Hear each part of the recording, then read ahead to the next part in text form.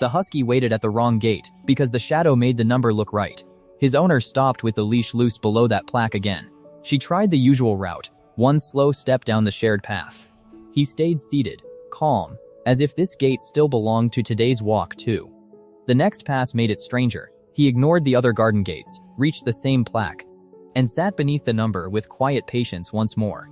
His owner checked the row. The correct gate was farther down, yet the husky stayed behind, steady enough to make the mistake feel believable for her. Then, the number became the clue. Up close, one edge looked darker than metal, softer than any real piece fixed to the plaque that afternoon. From the side, the familiar digit broke. From the front, it returned. The owner stopped guiding him and watched the plaque instead through the shifting light. At the real gate, a small empty mark waited. 2 screw holes and a pale outline showed where a missing piece had been before the walk.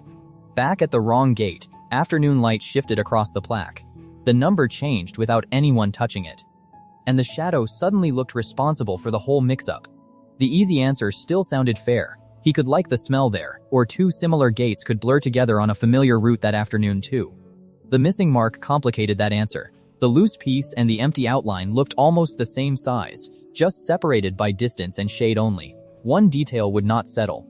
The husky was not pulling toward a doorway. He simply waited below the part that looked familiar from the path side. So his owner stopped correcting him. She crouched by the plaque, moved her hand near the digit, and watched the dark part slide across the surface in daylight, slowly. The gate had not changed numbers. A loose piece on the frame was casting the missing stroke, making the wrong gate borrow the right one for just a few minutes. Now the correct gate looked different too. Its empty outline matched that piece, as if the clue had slipped one gate over in plain afternoon light. When the shadow faded, the wrong gate lost its pull. The husky slowed near it, but he did not sit. Not this time, not again. Before the piece was moved, someone nearly straightened it in place. The owner paused the hand and pointed back toward the real gate before anything got reset too early.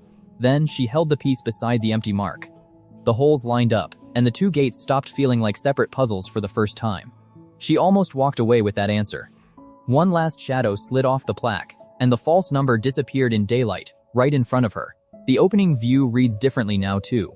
The loose number piece had been beside the plaque, casting the shadow before anyone noticed its shape in that opening frame at all. When the piece went back to the real gate, the number became whole without help from light.